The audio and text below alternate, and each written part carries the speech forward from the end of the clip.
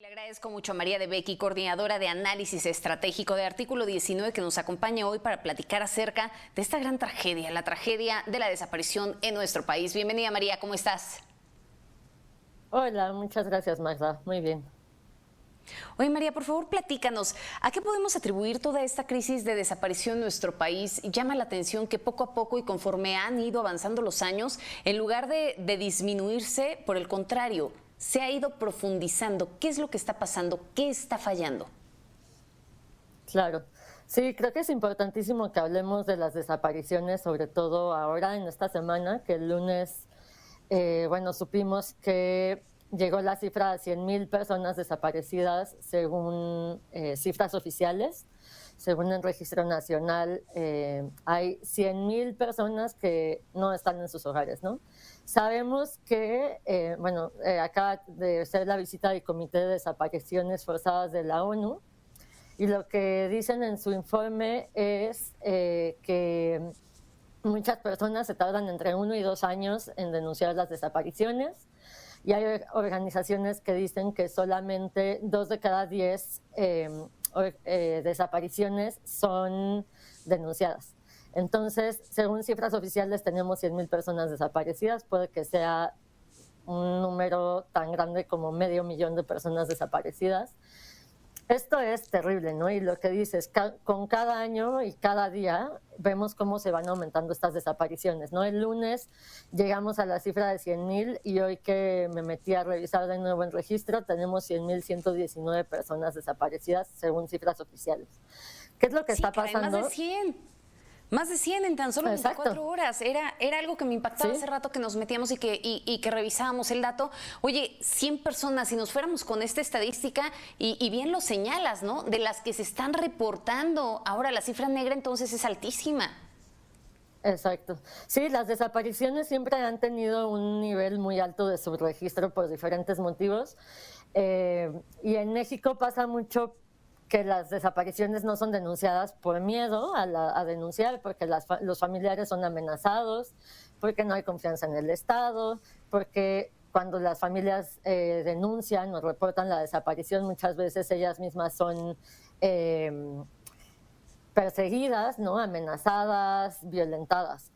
¿Qué pasa y por qué tenemos cada vez más en aumento las desapariciones? Bueno, como saben, en México tenemos un registro desde 1969 de personas desaparecidas.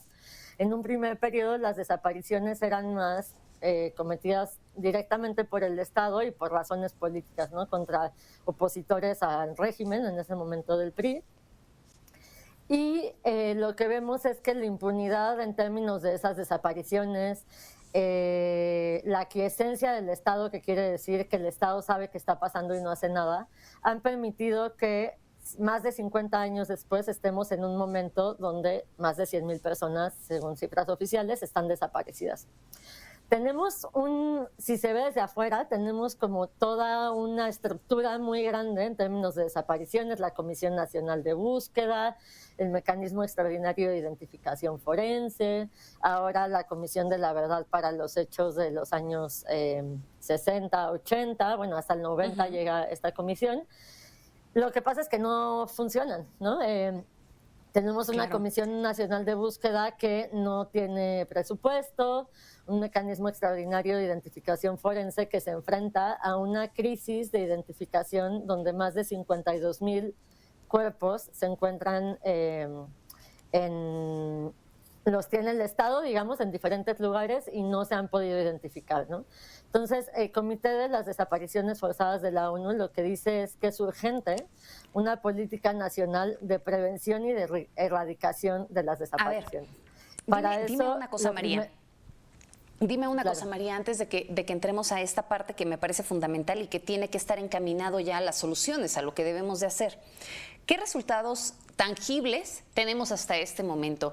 Nos han comentado también algunas personas que se han dedicado a estudiar esta parte de las desapariciones o bien colectivos y demás, que si bien es cierto, sí han habido esfuerzos para poder tratar, por ejemplo, de cimentar un banco de datos, para poder pues empezar con todo este protocolo que se requiere en la búsqueda de desaparecidos. Una de las promesas que tenía el presidente desde que inició, ejemplo, era esclarecer el caso Ayotzinapa, ¿no? Que sin duda es un caso sumamente emblemático cuando hablamos de desapariciones en nuestro país. Hasta este momento seguimos sin tener respuestas claras. Han habido informes, pero pues seguimos sin saber en dónde están los normalistas, ¿no? Hablábamos hoy en la mañana, decía el presidente, que se está trabajando como nunca en la búsqueda de desaparecidos. Y tenemos estas cifras que comentábamos hace un momento. Más de 100 desaparecidos en tan solo 24 horas. Entonces, pues, ¿qué pasa ahí, no? No vemos que verdaderamente se esté conformando este sistema. No hay coordinación entre las autoridades estatales con las federales. ¿O qué es lo que está sucediendo? Exacto.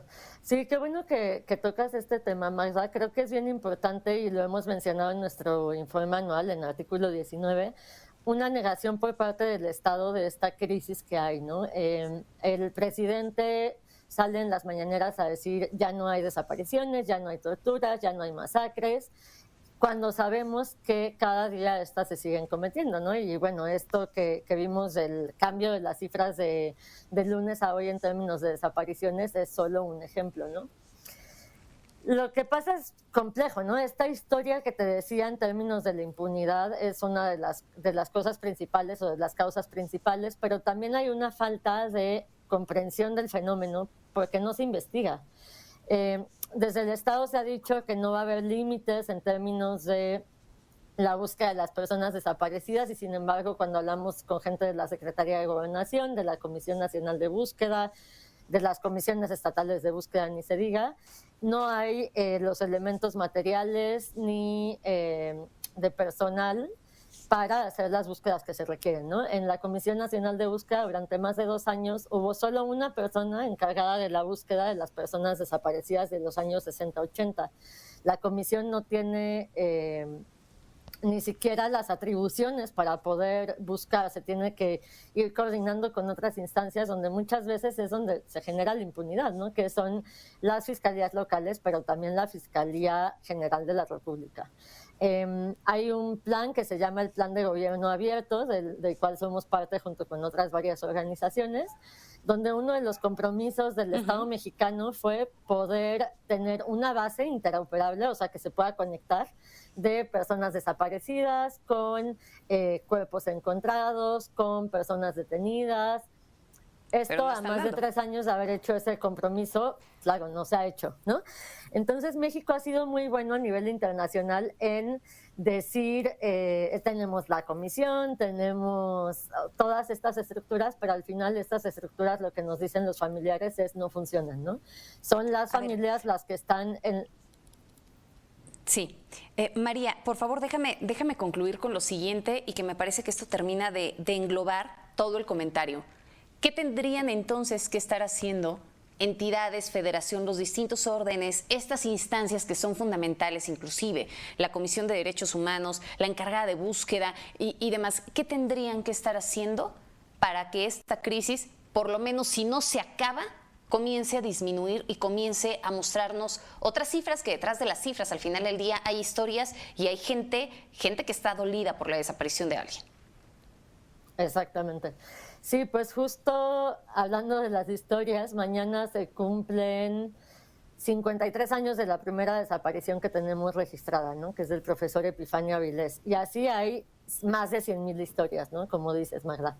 Lo que tendrían que estar haciendo las instituciones es garantizar la justicia, garantizar verdad, garantizar medidas de no repetición y garantizar también el acceso a la memoria de las familias y de la sociedad.